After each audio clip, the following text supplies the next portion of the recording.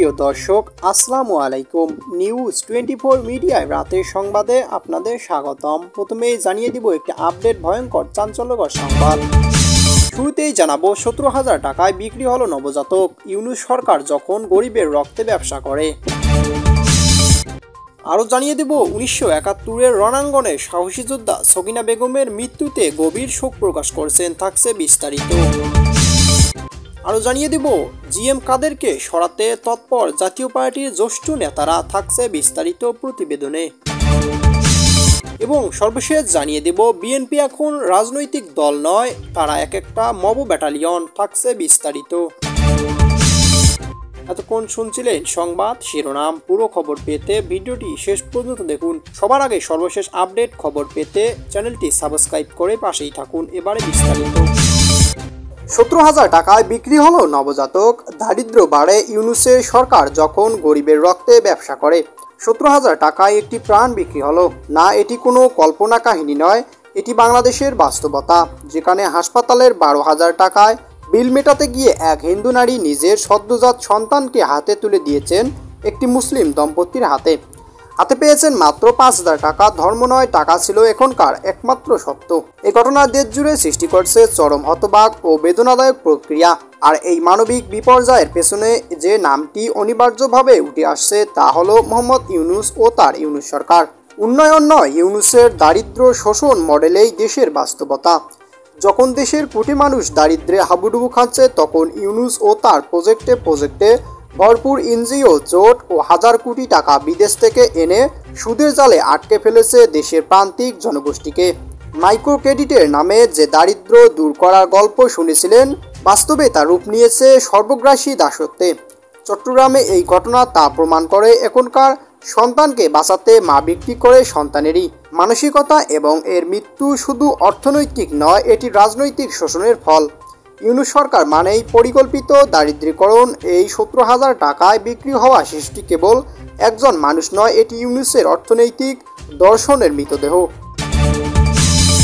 বাঙালি জাতির সুমহান মুক্তিযুদ্ধের রণাঙ্গনে বীর মুক্তিযোদ্ধা সকিনা বেগমের মৃত্যুতে বাংলাদেশ আওয়ামী লীগের শোক। বাঙালি জাতির সুমহান মুক্তিযুদ্ধের রণাঙ্গনে বীর মুক্তিযোদ্ধা সকিনা বেগমের মৃত্যুতে বাংলাদেশ আওয়ামী লীগের গভীর শোক ও দুঃখ প্রকাশ করেছে। একই সাথে মরহুমা বিদেহী আত্মার মাগফিরাত কামনা ও শোক সন্তপ্ত সকলের প্রতি সমবেদনা জ্ঞাপন করছে এবং শ্রদ্ধানবরত মস্তকে মহান মুক্তিযোদ্ধার এই অসীম সাহসী বীর মুক্তিযোদ্ধার অবদান স্মরণ করছে। উল্লেখ্য, বীর মুক্তিযোদ্ধা সকিনা বেগম আজ বুধবার ভোরে কিশোরগঞ্জ জেলার বাজিয়াতপুর উপজেলায় হিলসিয়ার বড়াইমাইপাড়া এলাকায় ইন্তেকাল করেন। ইন্না লিল্লাহি ওয়া ইন্না ইলাইহি রাজিউন। তিনি মহান মুক্তিযোদ্ধার সাহসিকতা অন্যান্য নজির স্থাপন করেন এবং কিশোরগঞ্জ জেলা নিকলি উপজেলা রাজাকার মুক্ত করতে অগ্রণী ভূমিকা পালন করেন। মৃত্যুকালে তার বয়স হয়েছিল 92 বছর এবং তিনি পরিবার পরিজন সহ অসংখ্য আত্মীয় স্বজন, গুণাগ্রহী ও শুভান্যুধায়ী রেখে গেছেন। এদিকে জিএম কাদেরকে সরাতে তৎপর জাতীয় পার্টির জ্যেষ্ঠ নেতারা। আবার দলের ভেতর থেকে চ্যালেঞ্জের সম্মুখীন হয়েছেন জাতীয় পার্টির শীর্ষ নেতা জিএম কাদের। সংশ্লিষ্ট দায়িত্বশীল সূত্রে জানিয়েছেন, দলের 10ম কেন্দ্রীয় সম্মেলনকে কেন্দ্র করে এবার জ্যেষ্ঠ নেতাদের বড় একটি অংশ তাকে নেতৃত্ব থেকে সরানোর তৎপরতা যুক্ত হয়েছে। এটি একটি 28শে জুন রাজধানী কাকরাইল জাতীয় পার্টির কেন্দ্রীয় কার্যালয় প্রাঙ্গণে সম্মেলন করার প্রস্তুতি নিচ্ছে। দলের এই দুই জ্যেষ্ঠ নেতা আনিসুল ইসলাম মাহমুদ ও এম রুহুল আমিন হাওলাদার এর নেতৃত্বে রয়েছেন। সংশ্লিষ্ট নেতাদের সঙ্গে কথা বলে জানা গেছে, এই সম্মেলন সামনে রেখে এক প্যানেলে আনিসুল ইসলাম মাহমুদ চেয়ারম্যান ও রুহুল আমিন হাওলাদার মহাসচিব পদে প্রার্থী হবেন। তারা সম্মেলনের দলীয় গণতন্ত্রের বহুল বিতর্কিত ধারা 20 এর ক উপরার ধারাটি সংশোধনী আনার উদ্যোগ নিয়েছেন। এই ধারার ক্ষমতা বলে জাতীয় পার্টির চেয়ারম্যান যে কোনো পদে যে কোনো ব্যক্তিকে নিয়োগ, অপসারণ ও তার স্থলাভিষিক্ত করতে পারেন। এই ধারাটিকে তারা চরম অগ্র গণতান্ত্রিক ও স্বৈরাচারী বলছেন। অবশ্য জাতীয় পার্টির চেয়ারম্যান জিএম কাদের তার ঘনিষ্ঠ নেতারা বলছেন, দলে নতুন করে দলীয় প্রধানকে চ্যালেঞ্জ জানানোর যে তৎপরতা, সেটি 5 আগস্টের গণ অভ্যুত্থান পরবর্তী রাজনৈতিক পট পরিবর্তনের নতুন রূপ। এর লক্ষ্য আগামী জাতীয় সংসদ নির্বাচন, যেমনটা 2014 সালে নির্বাচনের সময় হয়েছিল। এখন জাতীয় পার্টির চেয়ারম্যান এইচ.এম. এরশাদ নির্বাচন বর্জনের ঘোষণা দিলেও তার স্ত্রী রওশন এরশাদ তার জ্যেষ্ঠ নেতা আনিসুল ইসলাম মাহমুদের নেতৃত্বে দলের একটি অংশ আওয়ামী লীগের সঙ্গে সমঝোতা করে সে নির্বাচনে অংশ নিয়েছিল। জিএম কাদের ও তার ঘনিষ্ঠ নেতাদের দাবি, এখন দলের বিভক্তি সৃষ্টি করে জিএম কাদেরকে নেতৃত্ব ব্যাহত করার লক্ষ্যে জাতীয় পার্টির একটি অংশকে নির্বাচন নেওয়ার টোপ দেওয়া হয়েছে। সেই টোপে বড় জ্যেষ্ঠ নেতাদের কেউ কেউ জাতীয় পার্টি সম্মেলনকে উপলক্ষ বানাচ্ছে।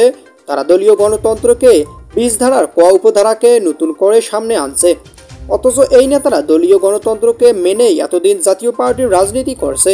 অনেকেই সংসদ সদস্য ও মন্ত্রীও হয়েছেন। দলের দায়িত্বশীল সূত্রগুলো বলছে, এবারের সম্মেলন দলের জ্যেষ্ঠ নেতাদের ভেতর থেকে গণতন্ত্রের 20 ধারার সংশোধনী আনার তৎপরতা টের পেয়ে জিএম কাদের 16 জুন গণমাধ্যম বিজ্ঞপ্তি পাঠিয়ে 28 জুন সম্মেলন স্থগিত করেন। বিজ্ঞপ্তিতে বলা হয়, বাংলাদেশ চীন মৈত্রী আন্তর্জাতিক সম্মেলন কেন্দ্রে সম্মেলন হওয়ার কথা ছিল। কর্তৃপক্ষ সম্মেলন কেন্দ্রে হল বরাদ্দ বাতিল করায় 28 জুন সম্মেলন হচ্ছে না। নতুন করে হল বরাদ্দ পাওয়ার সাপেক্ষে সম্মেলনের তারিখ ও সময় জানানো হবে। বিষয়টি জানিয়ে 16 জুন প্রধান নির্বাচন কমিশন সিইসি দলের চেয়ারম্যান জিএম কাদেরের চিঠি দিয়েছেন। জাতীয় পার্টির নেতারা বলছেন, নির্বাচন কমিশন নিবন্ধিত রাজনৈতিক দল হিসেবে জাতীয় পার্টি সম্মেলন করার বাধ্যবাধকতা রয়েছে। এজন্য গত 20 মে দলীয় নীতি নির্ধারণী পর্ষদ প্রেসিডিয়াম সদস্যের সভায় 28 জুন বাংলাদেশ চীন মৈত্রী আন্তর্জাতিক সম্মেলন কেন্দ্রে সম্মেলন করার সিদ্ধান্ত হয়। তখন এই সিদ্ধান্তকে যে চীন মৈত্রী সম্মেলন কেন্দ্রে বরাদ্দ না পেলে কাকরাইল দলীয় কার্যালয় প্রাঙ্গণে সম্মেলন করা হবে। কিন্তু জিএম কাদের কারোর সঙ্গে আলোচনা না করে তার প্রেস সচিবের মাধ্যমে বিবৃতি দিয়ে সম্মেলন স্থগিতের ঘোষণা দেন। এর বিরুদ্ধে দলের কো চেয়ারম্যান আইনসুল হক ও মাহমুদ রুহুল আমিন হাওলাদার সহ একাধিক প্রেসিডিয়াম সদস্য এক হয়েছেন।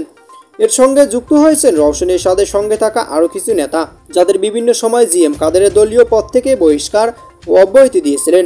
এর মধ্যে কাজী ফিরোজ রশিদ, সৈয়দ আবু হোসেন বাবলা, আব্দুস সাত্তার কাজী মামুনুর রশিদ উল্লেখ্য। তারই সবাই সম্মেলনের এক করতে জোট হয়েছেন। এদিকে জিএম কাদের বলেন, এদের কারণে জাতীয় পার্টির আওয়ামী লীগের দোসর বা দালাল হিসেবে অপবাদ দেওয়া হয়। এর মধ্যে কেউ কেউ আছেন যাদের আমরা সম্মান দিয়ে পদে রেখেছিলাম এবং সবসময় ফাও কিছু পাওয়ার অপেক্ষায় থাকেন। আগামী জাতীয় নির্বাচন সামনে রেখে হয়তো কেউ এদের কিছু প্রলোভন দিয়েছে, কিন্তু তারা কোথাও দাঁড়াতে পারবে না। আমি মনে করি আবর্জনা ওই গ্রুপটা চলে গেলে দলটা বরং একটা লাইনে থাকবে।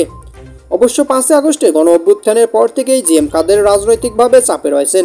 তিনি ও তার স্ত্রী শেরিফা কাদেরকে জুলাই গণ অভ্যুত্থানের ঘটনা করা একাধিক হত্যা মামলা আসামি করা হয়। রংপুর সহ বিভিন্ন ধরনের স্থানীয় দলীয় কর্মসূচি পালনের বাধা ও হামলার মুখে পড়ছে দলটি। জিএম কাদেরের ব্যাংক হিসাব জব্দ করেছে জাতীয় পার্টির রাজস্ব বোর্ড এনবিআর। এর আগে জিএম কাদের ও স্ত্রী শেরিফা কাদেরের বিরুদ্ধে অনুসন্ধানের সিদ্ধান্ত নেয় দুর্নীতি দমন কমিশন দুদক। সর্বশেষ তিনি দলীয় নেতৃত্ব নিয়ে চ্যালেঞ্জের মুখে পড়েছেন। বিএনপি এখন রাজনৈতিক দল নয়, তারা এক একটা মব ব্যাটালিয়ন। ঝিনাইদহ জেলা শৈলকুপা পৌর আওয়ামী লীগের সাধারণ সম্পাদক শিকদার ওয়াহিদুজ্জামান ইকু শিকদার এর বাসভবনে চূড়ান্ত পরিকল্পিত হামলা চালিয়েছে বিএনপি ও তার মদতপুষ্ট মব গ্যাং। ঘটনাস্থলে থাকা প্রত্যক্ষদর্শীরা জানায়, সশস্ত্র অবস্থায় একদল মুখোশধারী সন্ত্রাসী হঠাৎ এসে বাড়িতে দরজা ভেঙে ঢুকে পড়ে, সদস্যদের প্রাণনাশের হুমকি দেয় এবং চারপাশে তাণ্ডব চালায়। এই হামলায় শুধু ব্যক্তি আক্রমণ নয়, এটি রাষ্ট্রবিরোধী চক্রান্ত। অন্যদিকে সেনাবাহিনীর প্রতিশ্রুতি ছিল আর কোনো মব শাসনের হবে না। এখন প্রশ্ন, এই হামলাকারীরা কার ছায়ায় এমন দুঃসাহস দেখায়?